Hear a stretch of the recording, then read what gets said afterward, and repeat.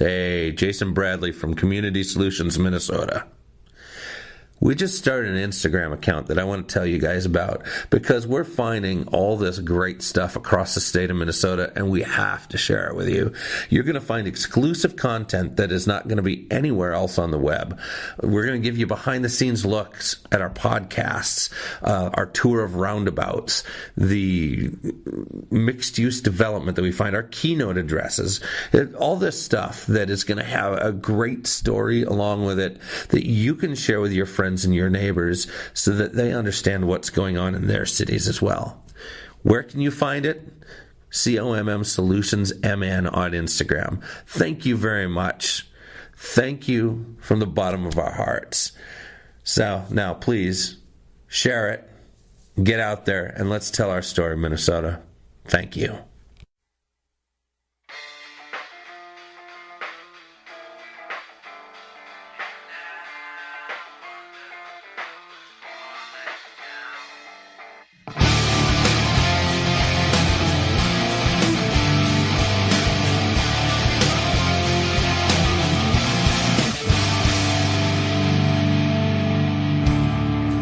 Baby, even the losers get lucky sometimes.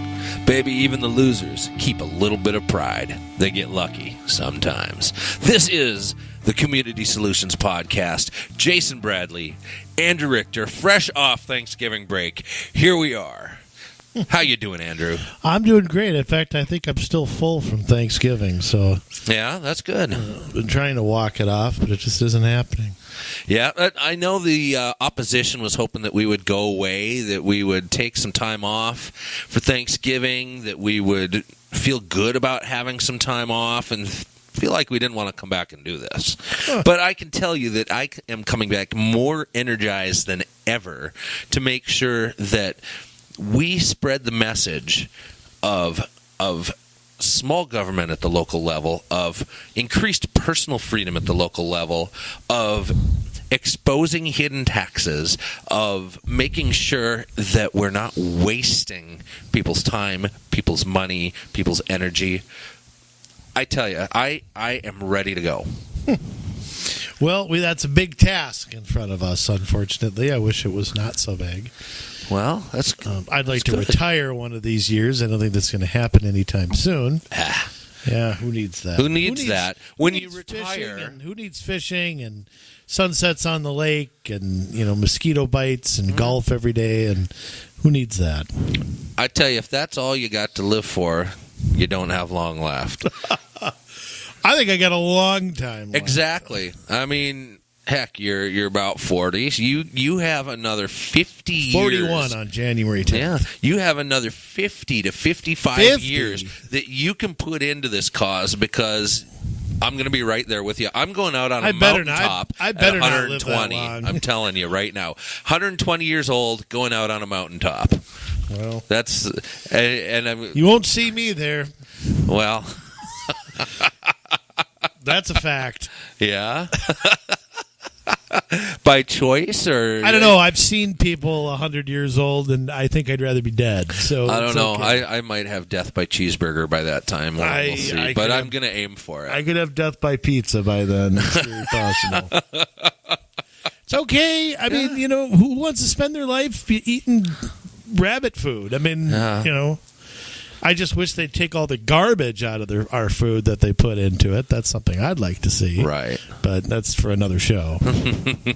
Well, yeah, that's not a bad idea to talk about the, local farming, urban farming, how it's being perverted by the sustainability. Well, farming, generally speaking, I mean, Right. It's government policy that caused it to become mass-produced. It's the government subsidies that I would argue made us not able to compete. Right, and telling people what to grow, what not to grow. How much they could grow. Yeah, having groups like Monsanto come in and with their But that's how the corporations marked beans. Yeah, that's how they bought up all the land. And if you look at who gets the biggest farming subsidies, they're some of the wealthiest people in the country. Yeah. Not that I'm an income redistributor. I'm just pointing out that for farming to be profitable, it has to be fair competition, and that's not what we have. If we have the 100% opposite of that, right? Exactly, and it's kind of laughable. I mean, you hear the talk in the news right now about the tax cuts are just going to give the wealthy money; they're not going to go and help the middle. You mean the people who actually pay the taxes? Right. So, but yet. They cry about that, but then they don't think twice about giving millions or billions of dollars to these big corporate farms to reproduce these seeds that are trademarked, and you can't replant them. I mean, it's General Electric. How many tax credits are they getting for this green solar stuff? Right. I mean, it is hypocritical, but again, the tax code is used today as a weapon, and I've said this before. It's not about funding government necessities. It's about social engineering. And I'm not the biggest fan of the bill that's being talked about right now because I would like to go with what the president was talking about when he campaigned and earlier in the year, that what we really need to do is lower the tax, have fewer tax brackets, which I think is part of this. Right. The president wanted 3. I think there's 4. But the other phase of it is I want lower rates and fewer deductions. I want my taxes to be 2 pages long, not 5,000. Well, I like the idea about filling it out on a postcard. Can we get to that? Or better yet, it's like taxes are 3% across the board. Flat tax, that's another way to do it. I mean, and here's the thing. I think part of the reason that I think I don't have the biggest issue with it being graduated a little is because you lose the Social Security is capped at a certain level, and nobody's paying that after, say, $150,000. Right. Also, people who make 50, 60 grand can't put their, can't claim their money in a capital gain, or, there's all sorts of ways to get around paying those top percents. But the fact that we're arguing from 39 to 35% on the top tax rate tells me that this bill is not what it should be. We should be arguing between like 12 and 39. Well, if you ask me, my favorite tax plan ever is the income tax that we had before 1913. Yeah. I mean, I'm for that as well. It worked for 130. Yeah, why can't we go back to not paying an income tax at all? I don't know. The math has been done, and apparently it could still be done. It absolutely could be. It would take spending reform too. But here's the thing. Well, good. Here's the thing. Yeah. I want this to result in the government getting less. Mm-hmm. I'm not sure that that's going to happen here. I mean, the old Soviet Union has lower tax rates than we do. Why aren't we embarrassed at that? I know. I mean, we should be just... I mean, there are good parts to this. Don't misconstrue that. But to me, this is step 1, not step 100. Right. This is not 1986. This isn't even 2001. But, I mean... Think about that. I mean, that's not a bad thing in and of itself. You have progressives that have incrementally changed things over 100 years, and we want the perfect bill out of the gate. That's true. We have to incrementally reduce what the progressives have put in. We have to play that same game. If we hope to make gains and actually make a change, these people that hold out for the perfect bill, they're never going to get it. Yeah. Yeah, I mean, and the Democrats certainly have never gotten the perfect bills that they've wanted. No. Look at health insurance. They've been trying single payer for 60 years. They still don't have it. Right. I mean, they've incrementally are getting there. Yeah. But it's... If they all waited for the perfect bills back in the 1960s, we'd still be paying for doctor visits when we went. Yeah, it would be Leave It to Beaver. Yeah. Which would be fine with me. I mean, to me, what's wrong with that? Right, given the price of things, I don't want to go in and pay $500 a shot. True, no pun intended there, but I think that there's room for that kind of stuff, and we need to revisit. I'm not one of those guys that's like, hey, we need to go back to what was because what was awesome and what is stinks. I mean, I think that we need to look at fresh, innovative solutions, but those fresh, innovative solutions have to hang on a certain number of principles. And when we start to work outside of those principles, we get into areas where we're moving towards single payer. We are paying way more in taxes than we should. We are spending more than we ought to. And here's the thing. Fresh, innovative ideas come from one place. Me? The marketplace. Oh, yeah, the marketplace. Well, yeah. Exactly. You're part of the marketplace. Yes. It comes from capitalism. Yeah. I mean, you think about the greatest inventions, the light bulb, the car, the, airplane. Yep. It came from private sector trial and error. It didn't come from government research at some university.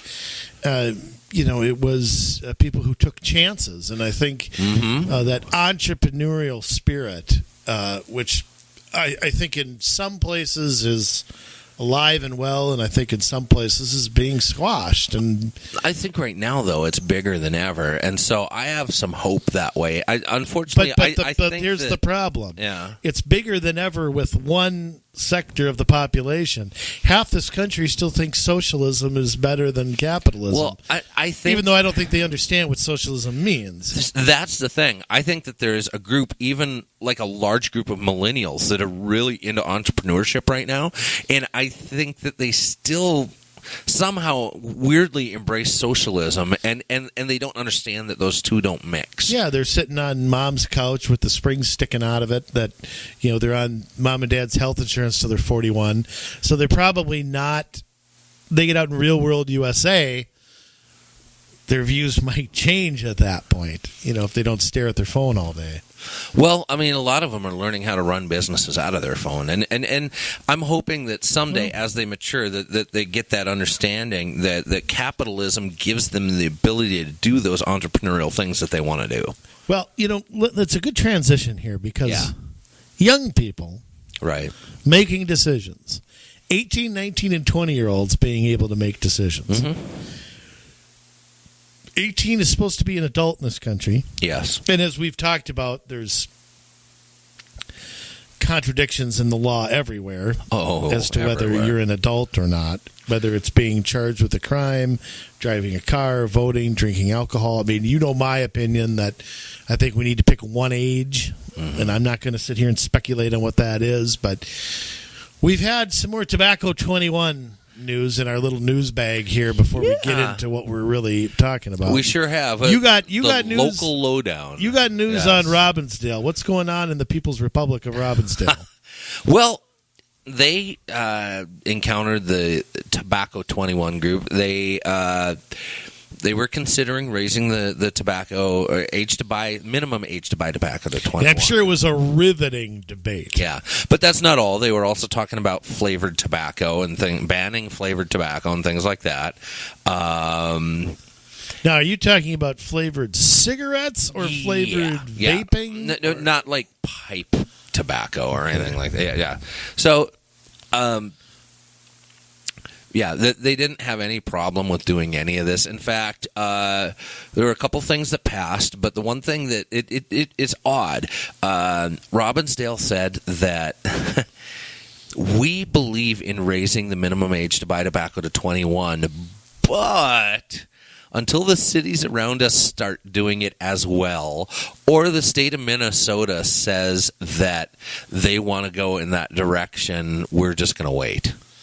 Oh, well, that's leadership. That is leadership right there. That no cowardice whatsoever. That's like saying, I think I'm going to eat a cookie, but until these people around me all eat one, I'm not going to eat one. Right? I mean, that kind of, I mean, it's saying we believe in this. I'm going to pick my nose, but until everybody else does it first, I'm not going to. Right. I believe in this, but I'm not going to stand up and take a leadership role until other people go first.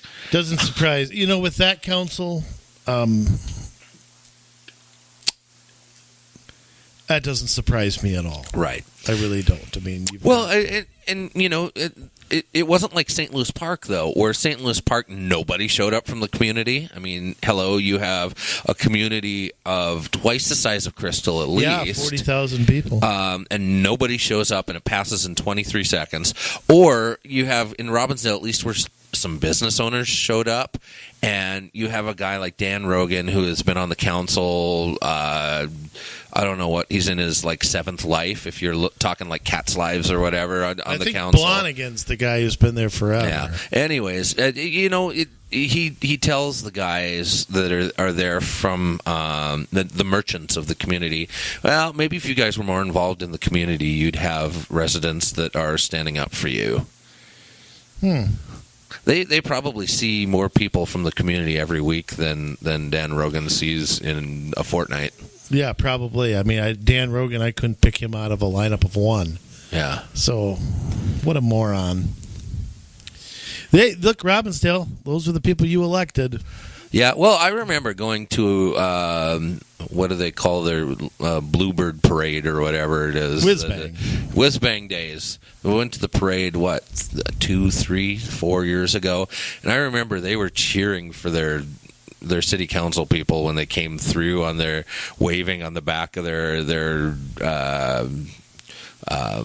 convertible, whatever. 57 like, Studebaker. Yeah, like Julius Caesar was coming through, and it's like you guys really don't know what your city council's doing. That's obviously. elitists. I mean, that's who they are. I mean, they're.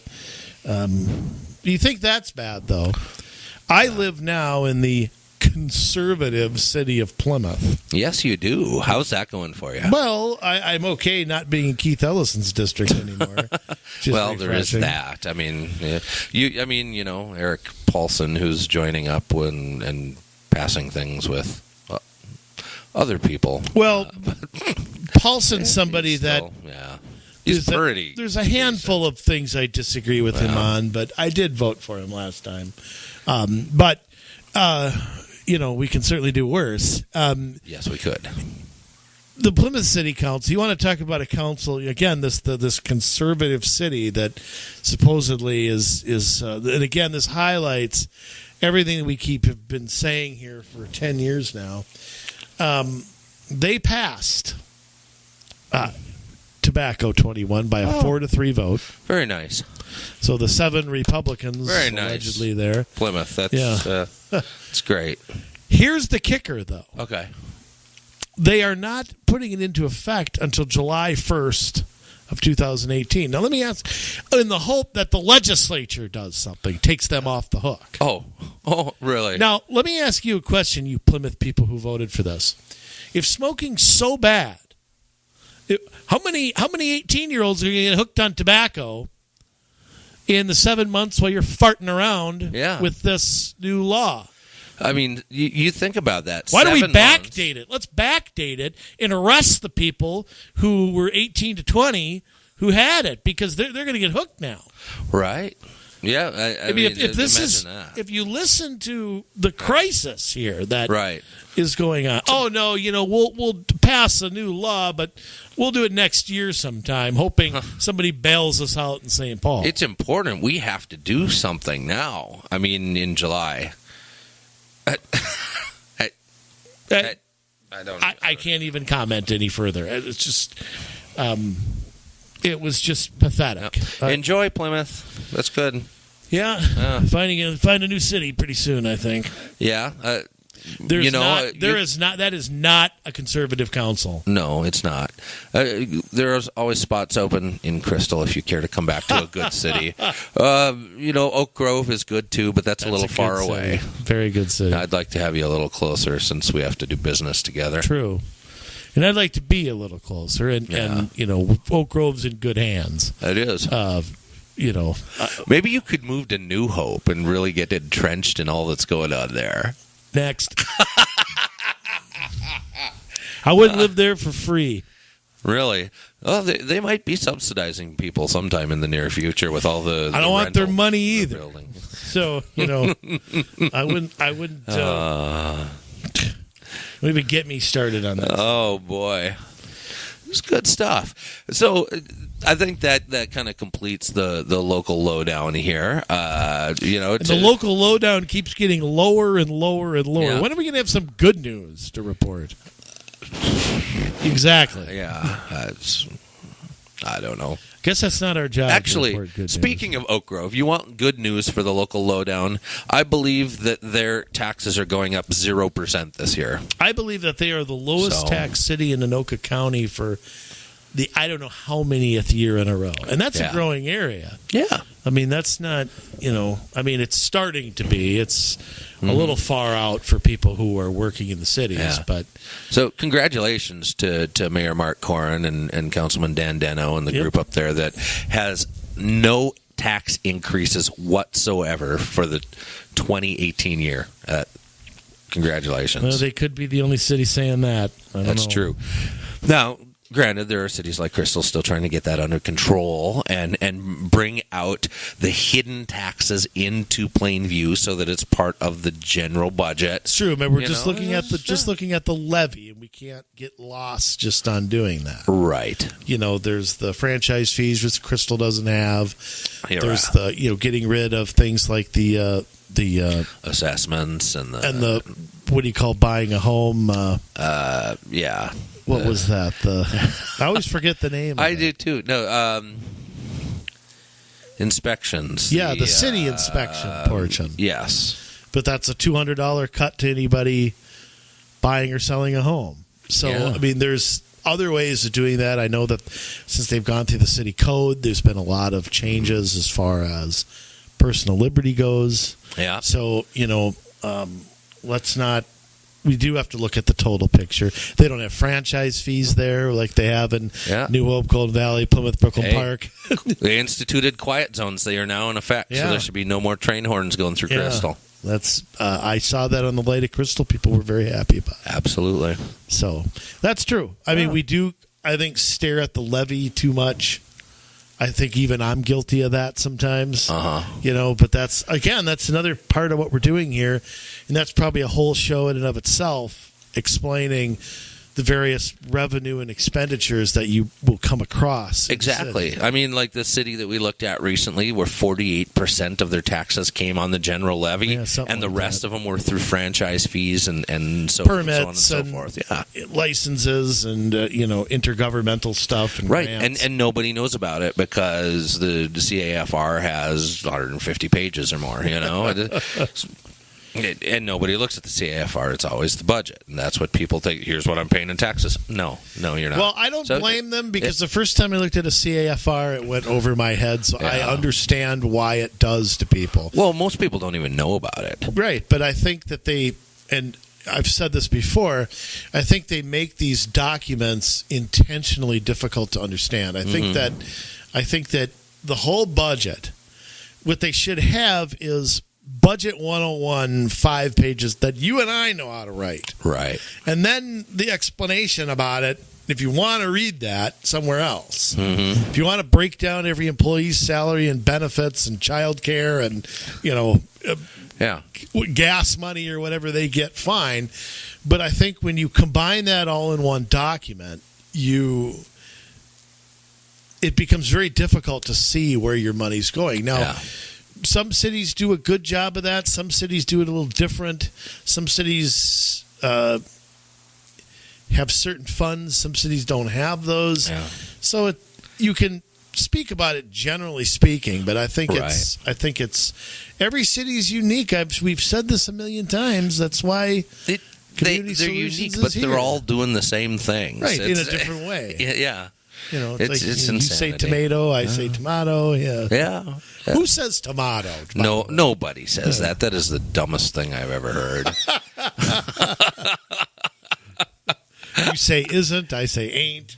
Well, yeah, that's legit right there. All right, so that's the local lowdown. We gave you some bad news. We came around and gave you some good news. How about that? Ask and you shall receive. You didn't even have to ask. We deliver. That's just the kind of guys we are. Speaking about delivering, there is... I want to be a little bit we need to touch on this because it's important. But, I don't want to completely throw people under the bus. We have allies that we have been working with, but at the same time, the very top of this organization has not been really willing to talk to us since day one, or even before that, when you and I were having discussions when the whole process was going on to elect a new chair of the MNGOP, and we knew because she was in the room enough times when we spoke and really didn't have anything to say to us that we kind of had the waters tested already as far as where things were headed on local elections. And we've kind of floated some things out there. We put a blog, you put a blog post out there recently, and well, it's not their job to monitor and to have a top-down approach with local elections.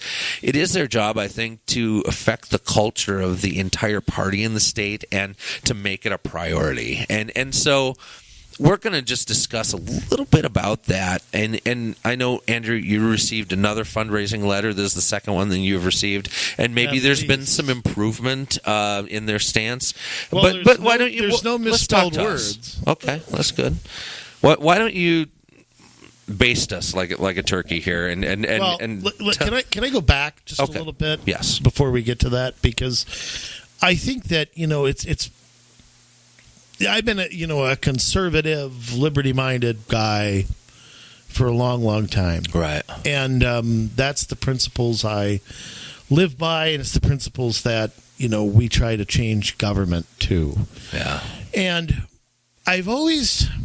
When we put Community Solutions together like 8-9 years ago, and it wasn't just you and me. Right. There are other people with us. Some of those people are holding office right now. Right. Which is true. And some people we met along the way. Some people, don't hold office, used to hold office, whatever. I've always had in the back of my head, and I know you have too, that we have to do this on a bigger scale. Right. That us sitting in our own corner of the world here is great, but changing one city at a time is, like we talked about, I'm not going to live that long. It's not practical, and it's not. There's a lot of talk. Let me put it to you this way. Okay. Making Minnesota red, painting Minnesota red has become the new hashtag or whatever the Twitter stuff is. I don't know about it, but the people who keep putting that, what is their vision of making Minnesota red? Electing a new governor to go along with the legislature. Okay, well, we've had a red governor before, haven't we? Mm-hmm. Were we a red state then? I would argue no. So then why is that the way to do this? Because it looks good. We just talked about cities upping the tobacco age. Right. So we can elect whoever we want to St. Paul and not pass it there, and that's fine. Mm-hmm. But if we ignore the local elections, and I want to touch on my article a lot because I lay kind of the foundations of that, but if we allow the local level to just pass it, unchallenged, where's MNGOP in this? I mean, they're nowhere. What good was it to do to go win in St. Paul? Yeah. If you're going to make this a red state, you've got, and we've mentioned this before, I have this in my head, I've said it so many times, all the townships, cities, counties, school districts, appointed positions, watersheds, park districts, 30,000 seats.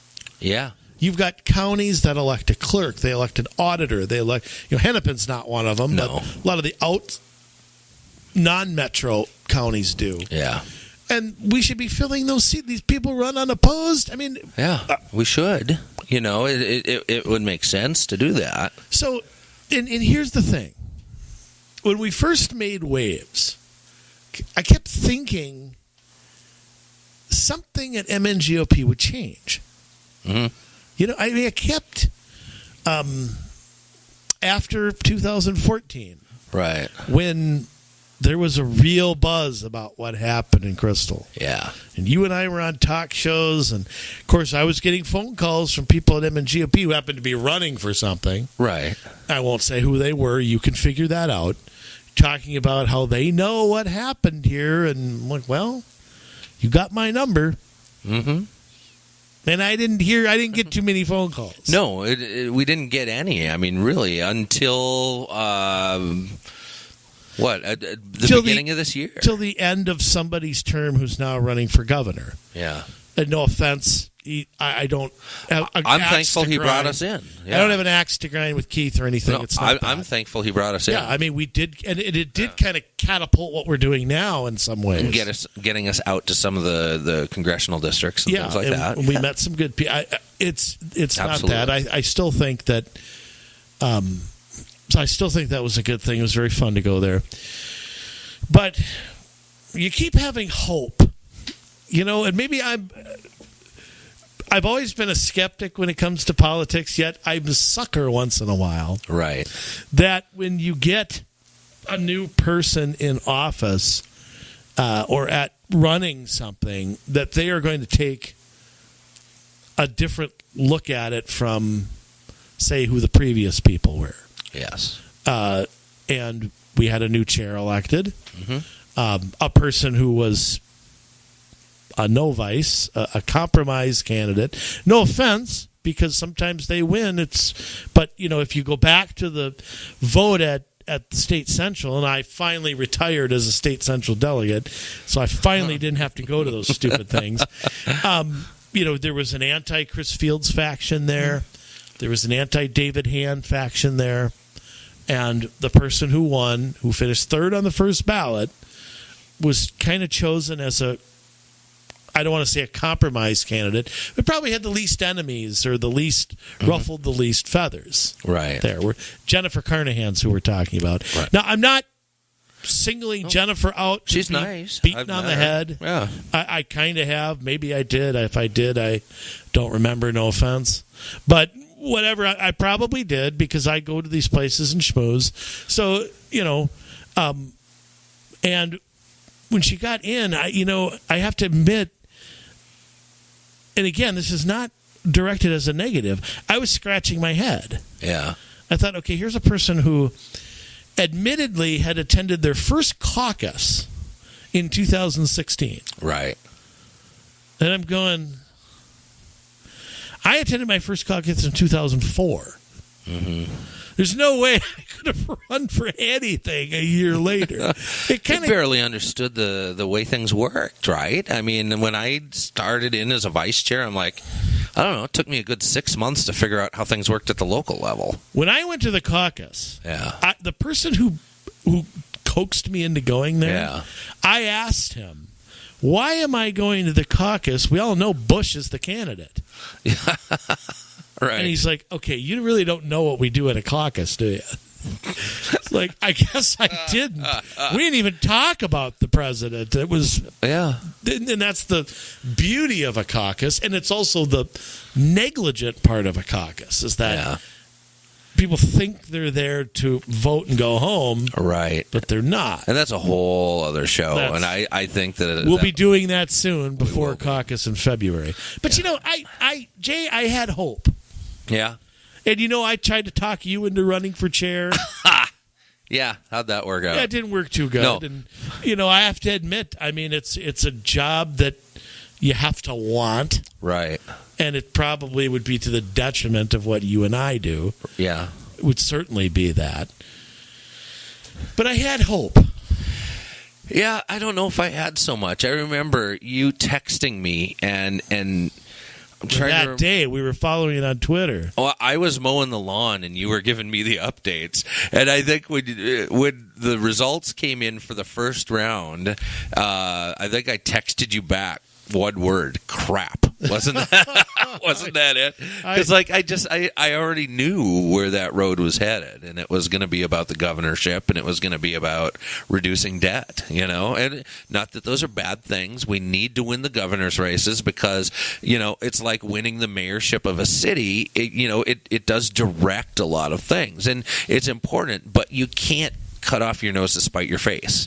Yeah, well, and reducing debt doesn't elect anybody, so it's kind of a misnomer. Anyway, I still held out hope, and I still kept thinking to myself that.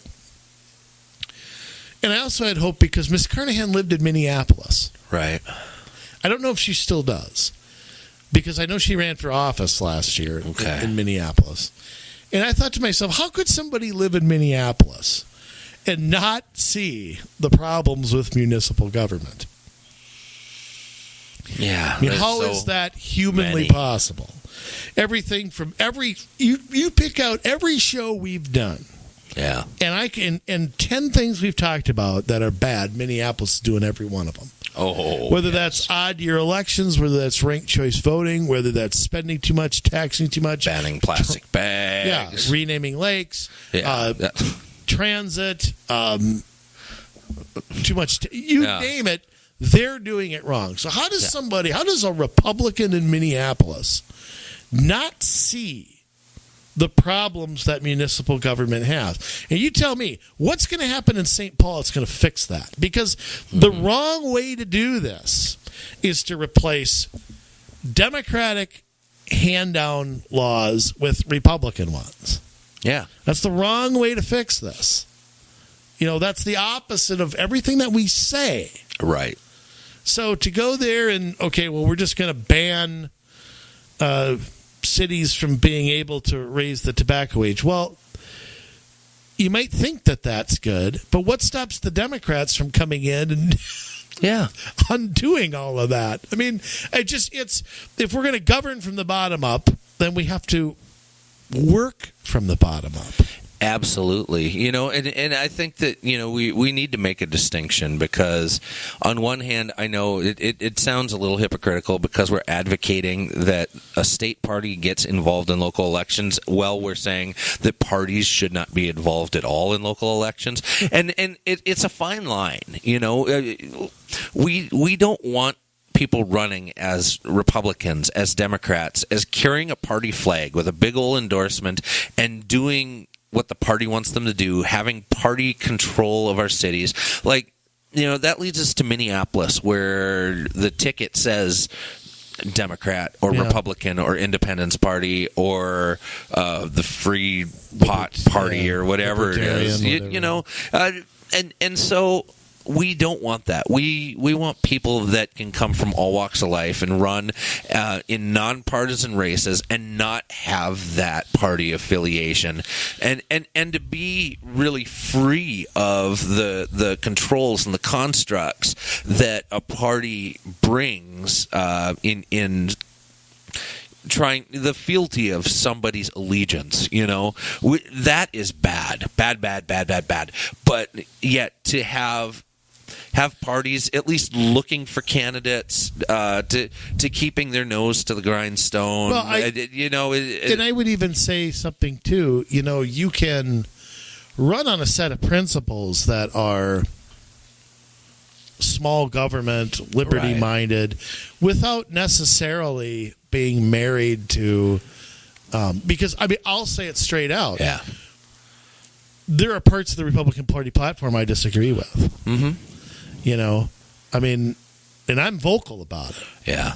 There are Republicans I disagree with vehemently. Right. And we've met with the Republican Party, but we have also spoken with the State Libertarian Party.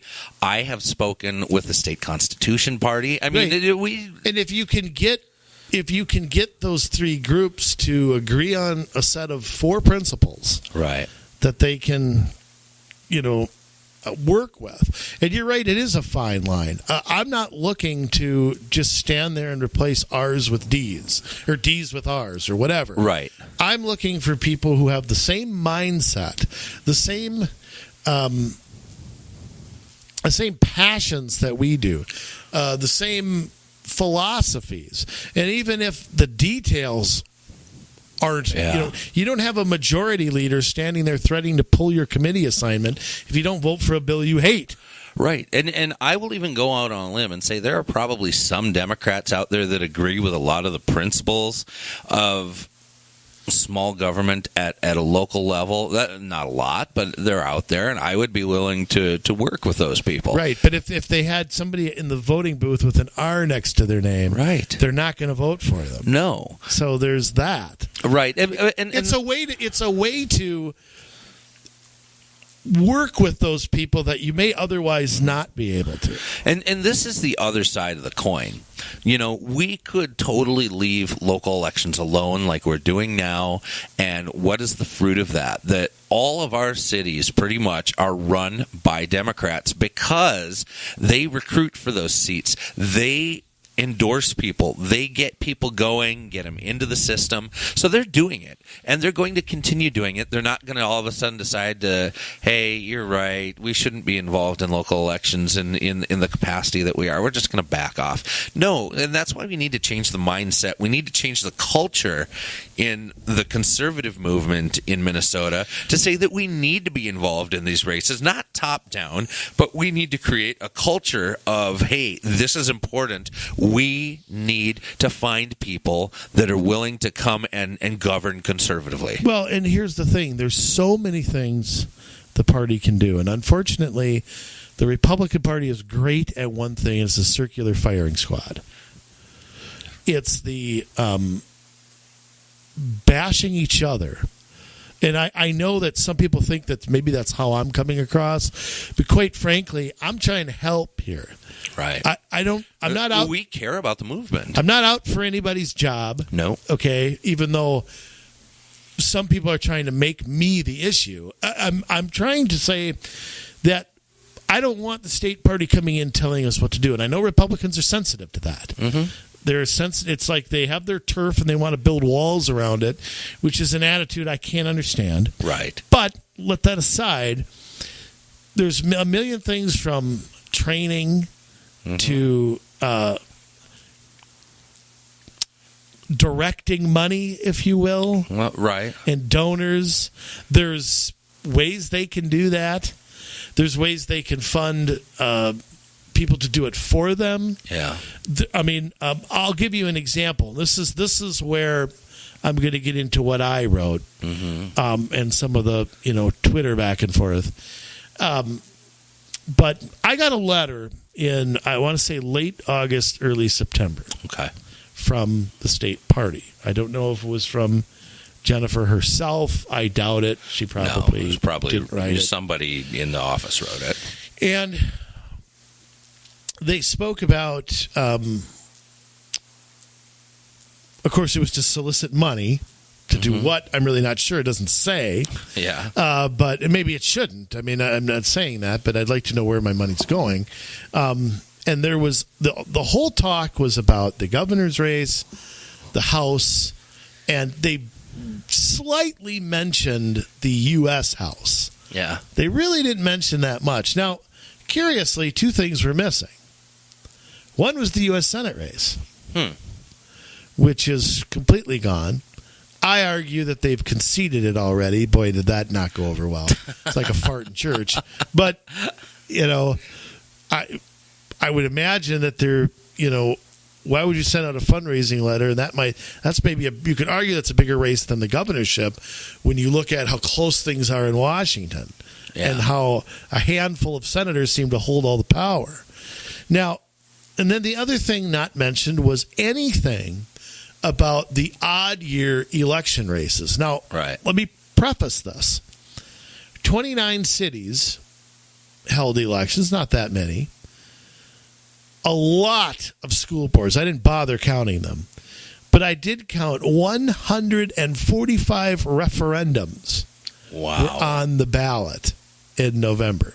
Now, let me ask you a question. And first off, I want to get back to, I want to say that of those 145 referendums, now that's capital and operating combined. Now, they're two different things. We won't get into. Basically, school districts have two different parts of their budget.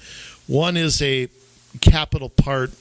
One is a operating part. Right. 97 of them passed. Now, do you know how much of a tax increase that is the maximum that can be levied. Now, keep in mind these were all different lengths for different amounts of money. Okay. But the total capacity, what the potential tax increase in property taxes is with the 97 referendums that passed. Wow. It's got to be millions. Each referendum is millions. So we're probably looking in the hundreds of millions to close to $1 billion. If we were looking at that, I'd be happy. The answer is $1.5 billion. Wow. Now, let me pose a question to MNGOP. Okay. And I mean this seriously. I'm not trying to be a smartass when I say it. I'm gonna come across that way to some people. If the governor announced tomorrow morning that he's up there with his DFL cohorts, that they are going to propose a $1.5 billion tax increase at the state level. Mm-hmm. How silent do you think MNGOP and the state people would be about that? There would be another fundraising letter going out within a week. That would be, their minds would blow, okay? So how come if it's done over 97 referendums over the state, so the same amount of money, there isn't a peep about it? In fact, I would argue it's the same amount of money coming from fewer pockets. Right. It absolutely is. Yeah. And that tax increase represents a far bigger, because it depends on, what fund and all that is funding what at the state level, and so it's tax dollars. But so why on the one hand are they silent about something, but when it comes to the state, everybody's got their legislative scorecard, they've all got their bullhorns, and they're all demonizing whoever's doing this. But if it's done bit by bit all over the state, the party doesn't even mention it. And by the way, I was watching, this was something I was doing that election night. Yeah. I was watching MNGOP, I was watching Jennifer Carnahan, I was watching some other people to see if they got a mention that, hey, get out the vote in these cities. Not a peep. Right. From anybody. Then they had a couple days after that, and this really irked me, there was a big 2018 kickoff election. I'm like, where was the 2017 one? Yeah. And some people, again, think this isn't the role of the party. And my answer to that is our job is to elect conservative, liberty-minded people everywhere. Mm-hmm. Not just in a couple statewide offices, which we've been losing anyway. Yeah. When's the last time we won the AG election? It's been... I don't know if it's been in my lifetime. Yeah. I couldn't tell you. Right. I don't even remember who it was before Skip Humphrey. It was Skip Humphrey, Mike Hatch, and it's been Lori Swanson for a couple of terms at least. So we haven't won a state. We haven't won one since Mary Kiffmeyer, Secretary of State. Pawlenty's re-election, maybe. Yeah. In 2006, I don't think we've won one after that. Yeah. So to put all our eggs in that is pretty risky, number one. Yeah. Well, we've got to try. Well, of course. And look, I worked for Tom Emmer. I don't know how many calls I made for Jeff Johnson. I'd chop one of my arms off to have one of them as the governor, or me, and not have Governor Dayton, okay? But that's not the be-all, end-all of politics. Or you. That's a nice plug. It'll be me. It'll be me soon enough. I'm going to run. I'm going to disregard everything I teach and run. Because I'm not an unknown, so I don't, right. I'm going to be arrogant about it. I am going to run at some point. Yeah. I don't know when. It won't be next year. I can't take the pay cut. But, there's... Gee whiz. But, here's the thing. What are you doing in an odd year that you can't even get out the vote? You can't even open up a call center and say, hey, let's get some. What are they doing in Minneapolis that's taking up so much time that they can't do that?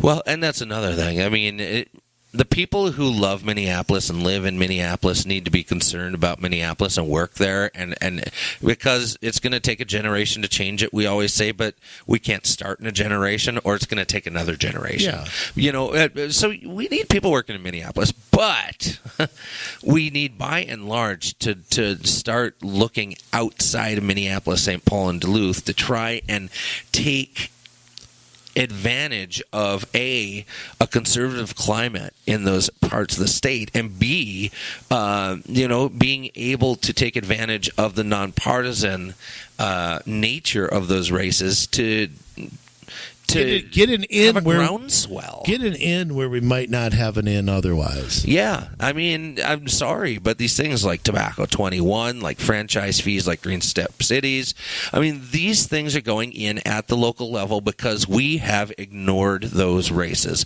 period. Right. And if you look at like what you talked about how the DFL union money is flowing into these races, into school board races, into city races where you're kind of scratching your head. Why is the AFL-CIO throwing $600 at a candidate in a city council race? And I'll tell you why. It's because of what you and I preach. Yeah. They want pro-union people everywhere in case those people rise up and run in the county or the state, and they've got somebody in their pocket already. Exactly. That you start early. Yeah, but they understand that. So right, either but the NRA doesn't, the pro-life people don't, the veterans people don't. There's so many. No, they're obsessed with their legislative scorecard and bashing somebody over the head who doesn't 100% agree with their point of view. That's what they're obsessed with. But I'll tell you this. I mean, we go back and some of them do great work. Okay, I used to work for Americans for Prosperity. You know, I used to work there. Yeah. And, I mean, there's good people there who do great work, and they did get out the word on some people at the state level. And I think they did play a role in sort of the changing of the legislature the past couple times. So I don't want to diminish protecting the Second Amendment, or I'm not trying to do that, but they have to understand that the sexy races. You and I have said this before. More money is spent at municipal government than in the state. Right. And why is all the focus? Where's the scorecard for the city of New Hope? I want to. Maybe you and I should make it up. You know, that's an interesting point that I was going to talk to you off air about later. Oh, okay. We can shut it down now and start talking about it. But what do you all think? Are you done talking to us? No. But I mean, and that's the thing. I mean, we look at the last election in Crystal, and we talk about, for Jim Adams, Mayor Adams, all of that money came in small donations from the people. And that they don't understand. That's why he won, because the people are the ones that funded that campaign. I mean, not to say that some money from like a Second Amendment PAC wouldn't have helped some more. I mean, this is where you guys, start finding people to help with your causes, is at that level. But the opposition, ousted Mayor Renee Bowman had nothing from the people, and she had a maxed out donation from her husband, and then it was all unions. Which we all know she just took from his account. Right. Joe left his checkbook laying around, and Renee just took it. But it was all unions and then a pro-abortion group. Yes. It was all outside money that came into Crystal to try and win that election. She outspent him and still lost. And, you're going to... And if anything, I mean, we're on the radar in Crystal. That's the thing. Right. They know they're getting beat there. And you'd think they'd change tactics, but I don't think they're going to. I mean, like we were talking about before, I mean, we're pretty sure that Keith Ellison himself was recruiting people to run in Crystal. That's what my sources tell me. Yeah. My flies on the wall that I have everywhere. Yeah. Now, granted, we can't find somebody to beat Keith Ellison in that district, but we can sure seem to find people to beat his people. Keith Ellison lives in one of the 8 districts that would elect him. Yes. In the country. So, there's Washington, D.C., there's San Francisco. Yeah. He just happens to live in one. So, but the fact that he's there recruiting people says a lot. Yep. The fact that his people are losing says, one, he doesn't have much influence, and I think that, I don't think he has the cachet maybe that he thinks he does. Right. I don't think our county commissioner does either. I take that back. Your county commissioner. Thanks. Not mine. Thanks anymore. for rubbing that salt in the wound. But I want to move on just a second because I got another fundraising letter that I just opened today. Okay. Okay. This is fresh news. This is fresh. Everybody. Well, fresh news, America. I think it might have been copied from the last time because I don't see any changes here. This is the line that sticks out to me. Okay. Now, keep in mind what we just talked about. Yep. About the school referendums and how much money is now possibly being spent or taxed. This is talking about when we take over when we keep the House because the Senate's not up and win the governor's race. Republicans will be in full control of tax cuts, will slash wasteful spending, get rid of regulations that are holding our businesses back. Well, no, you won't, because whatever you do there will be undone at the county and city and school district level. That's true. I mean, with the amount of taxes that flow through Hennepin County alone, Republicans are not going to have anything to say about that whatsoever because, they're right now at a 5 or 6-1 minority. A working minority, yeah. I mean, occasionally somebody votes with Jeff, but not often. No. But that can happen, though, at the local level that you might find strange bedfellows.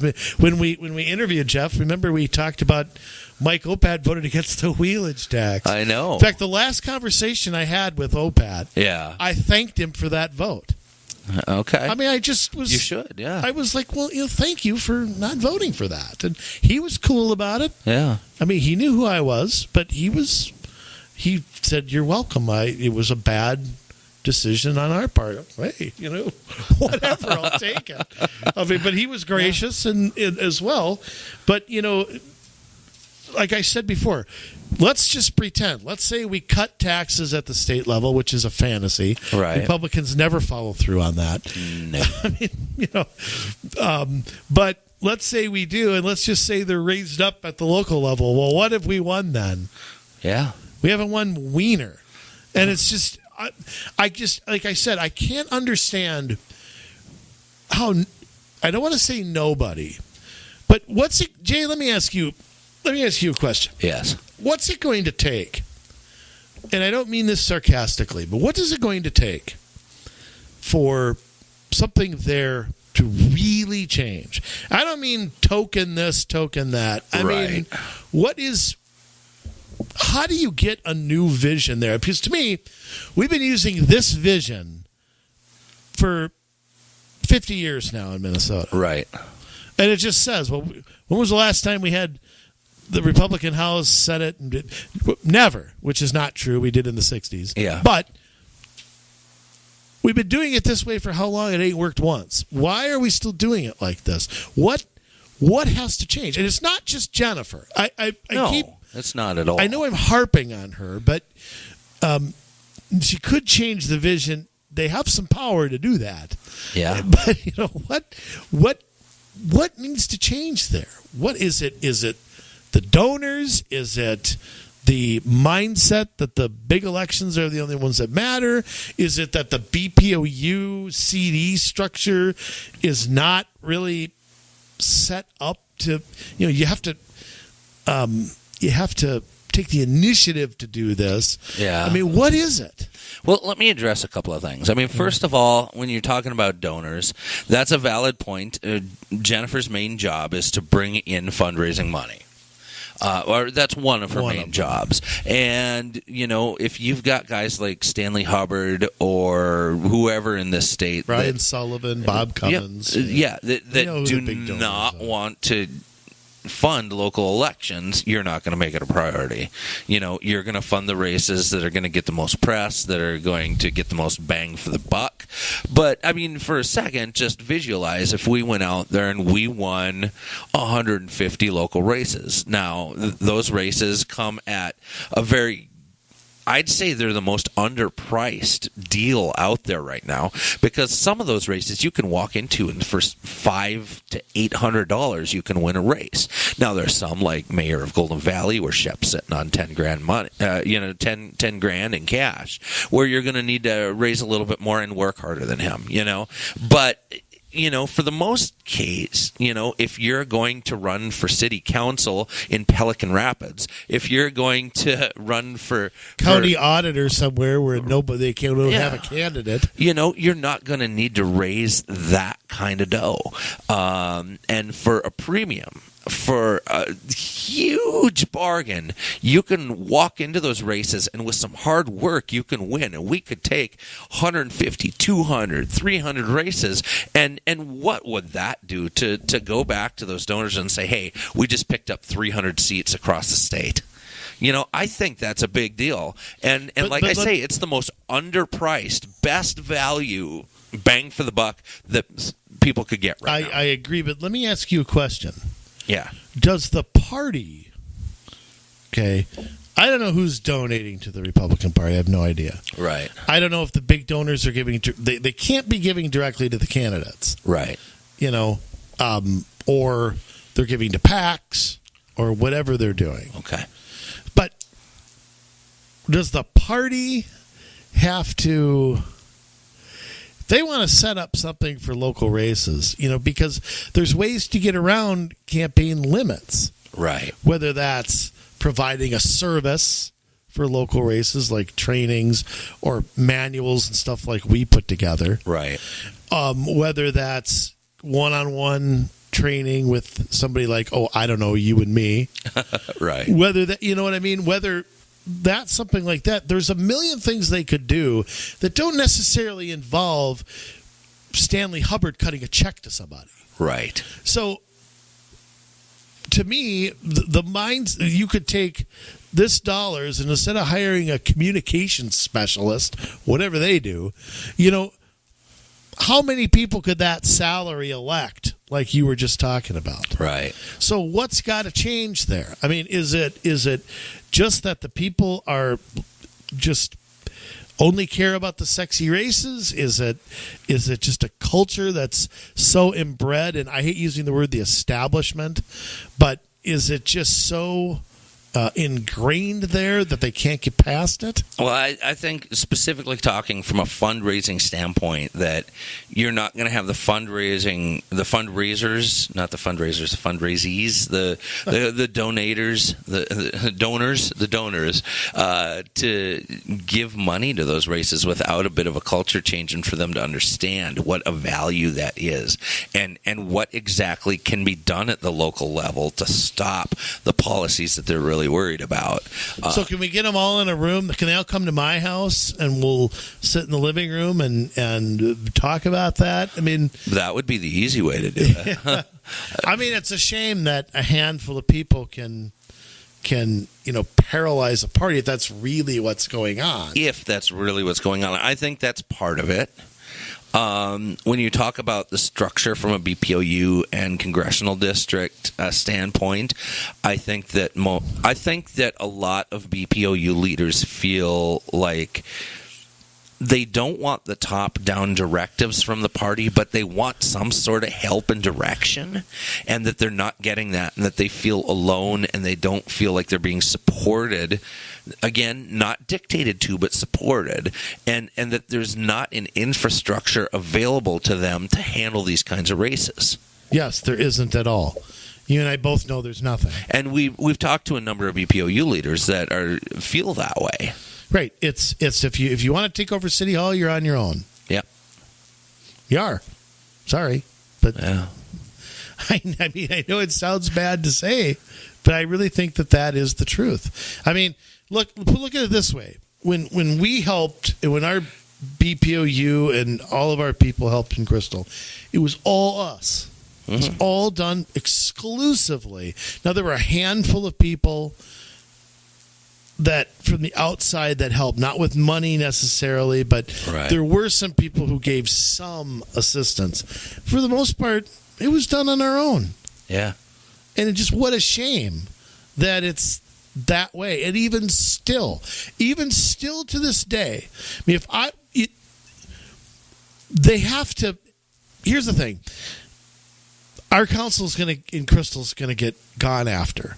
Oh yeah, and they already have been. They've been for years. Yeah, and you'd think. I mean, you just hold out hope that, and I'm gradually losing it. That somebody there would go, wow, we've got a beacon here in the middle of CD5. We better maintain that and spread it. Yeah. And for some reason, that message just... Everybody applauds it, but nobody's trying to... Everybody likes it. Yeah. But nobody wants to do... I shouldn't say nobody. Yeah. A majority doesn't want to take that up for some reason. Everywhere we go, that line that gets a ton of applause from regular everyday people. Yeah. But it doesn't get any play with the machine. And that's not to say that there aren't people within the machine, and I think we said this at the beginning, that don't want to make that change. We're trying to work with some of them behind the scenes to, create training, to do things to help educate, and I'm holding out hope that that's going to happen, and that we're going to start to see that culture shift. But again, I mean, I know where we sit with the current, top of the leadership, and I don't foresee that is something that at least she feels is important enough to address, to make a priority. How about to mention once? Yeah. Hey, it's election day. I want to see if you go vote. Does your city or school district have a referendum today? I mean, if the chair of the party can't do that, or isn't willing to do that, okay. I mean, I couldn't believe it when I was on social media all day. And believe me, I was uttering words I can't utter here. It was frustrating. Yeah. Our friends in New Brighton, think they could have used a little help? Yeah. What do you think they got? Hey, pat on the back, good luck. No, I don't think they. I don't even think they got that. Yeah. I mean, I don't know, but it's pretty. It's difficult for me not to get rankled. Yeah. About this, and thoughts go into my head of what I want to do to change it, and I don't want to say out loud what I want to do. Right. Let's put it that way. So it's good to keep our strategy under our hat a bit, but that said, I mean, the part of our strategy that we make public is, and we don't want to settle on this sour note that woe is us, the party's not going to do anything. No. Culture change or not from the party, help or not from the party, we are here to make sure that this happens statewide, that BPOUs, that activist groups, that everyday people who want to make a change get it and understand how local government works and understand how badly it doesn't work right now, and for us to be able to change the culture where we live by our own efforts. Well, here's the thing. We're going to try and do this with or without help. Mm-hmm. I mean, it's and I want to say one last thing. Okay. Because I don't want to make, this is going to sound self-serving, but this isn't about me or you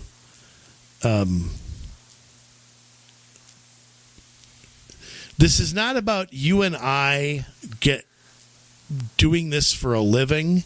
Can I just say that straight out? Absolutely. This is about, I'd rather win these elections than get the credit. Or I'm already working 3 jobs. I don't need a 4th. So the idea that this is about, I want handouts from the GOP to do something. No, people have tried to make my rant about me, and whatever I want to do in the future, I'm going to keep. Other than run for governor, I'm going to keep it close to me. But it's not about. It's not about me trying or you trying to get other people's money. We want to win these elections, and the reality is that elections aren't free. Right. And we have a service to bring to candidates that we want to do that we can't do all by ourselves for nothing. So I'm not ashamed of saying that. Right. So that's my watered down version of responding to some things. Right. Well, it's just, to run a good race, you have to understand the community that you're running in. You have to understand your opponents. You have to understand the current climate of the city. You have to understand how many votes it's going to take, how much money it's going to take. All of it takes time and energy, and it's a lot. And imagine, the prospect of doing that for 853 cities, 1,700 townships, 350 some school districts. It's overwhelming. Yeah, no consultant working on a governor's race is working for nothing. No, it's true. It's true, and it's funny, and I hesitate to say this, but sometimes, as conservatives, sometimes we act a lot more like Democrats because we want to know what people are going to do for us for free. And it's not about us doing it for us, but it's about freeing up the time to be able to do it for you. Right. It's about, like you said, cutting that learning curve, which is probably the number one thing that you have to do is cut that learning curve. So somebody's not running a race and they're out on their own, they're green. You don't know what the hell they're doing. The BPOU doesn't know what the hell they're doing. It's not their fault. No, it's not. We didn't know what we were doing before. No, there's a lot of studied trial in this. there. Yeah. So, but I don't want every BP. I don't want them to go through what we went through. No, I don't either. So it stunk when we, didn't understand it, and we were losing the first election cycle. Going through what we went through in Crystal almost killed me. Okay, I'm just going to be blunt. It almost killed me. I mean, I couldn't have gone on too much in 2014 after Election Day. I would have stroked out. Yeah. That's the truth. So I don't want people to have to go through that, but at the same time, you got to understand that there's hard work involved, there's a commitment involved, and we had that where we were, and it could have been a unique set of circumstances too, because the state races are a lot tougher in our area. But it was a vision that was put in place, and we made our plans and followed through on our plans. Right. So that's what we can end on. So I'm just going to kind of throw it out there that if you're in leadership in a BPOU, or you're just some random Joe or Jane listening to this podcast saying, yeah, I'm not happy with such and such in my city, you feel like maybe you want to run for city council, you feel like you want to get on a commission, you feel like, you want to help recruit for candidates or whatever it is, you should get a hold of us because we've done it. We understand it, and we are more than happy to just answer questions and to be there as a resource and keep blogging and podcasting and give you this wealth of information that we have learned, over the last 9 years, because that is what has given us the ability to win races where we're at. So don't be afraid to reach out to us. I mean, we hear from people all the time, and it's like, oh, did you hear this? Did you hear this was going on? Oh, I can't believe they're doing this down in our area. We hear about it all the time, and sometimes we sit and we talk with people for a half hour, just saying, hey, here's what you might want to try, or whatever. But sometimes we get together with people and we spend a good chunk of time coming up with a solid plan to be able to defeat something or somebody, and start changing the tide, to be more in favor of the people and less in favor of the special interests in the government. You want to do that, get a hold of us. And because we want to connect with you, and we want to be able to keep track of where people are getting infused into local politics. B, because we know that we can provide a value to you, and in your experience, help you out tremendously. Email address is commsolutionsmn@gmail.com. That's commsolutionsmn@gmail.com. We'll get back to you as soon as possible. We're on Facebook. We're on Twitter. We're on Instagram. Check us out. You can find our podcast that you are listening to right now on iTunes or on Google Play Store by typing in Community Solutions.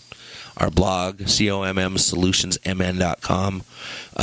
We're all over the place, and we're not going anywhere except to increase in the amount of help, the amount of strategy and direction that we're giving. So you might as well get on the train early, become an early adopter, if you will, and let's see how many of these things that we can turn. I know that we can. I know that we can. That the system that we have put into place can win anywhere in this state. So, with that, I don't know, Andrew, if you got anything else. No, I totally spaced out while you were talking. Yeah, he started flipping through the baseball almanac for the year 1934, and it's 1934, Cardinals 4, Detroit 3 in the World Series. Wow. Gas House Gang. Wow. See? Look at that. He may not be able to. That's not what I was on either. You just made up a year. I did. Yeah. Oh, I did. So that, if you would put that kind of effort into politics, imagine what we could do, Andrew. I'm just saying. You're right, but baseball's more exciting than politics sometimes, and I don't know, happier. Man. Well, I don't know. Like we said in the previous podcast, this is my World Series. This is every day. I'm trying to pitch a shutout. I'm trying to, squeeze a bunt or do whatever, to hit our goal. And so it's just a matter of time.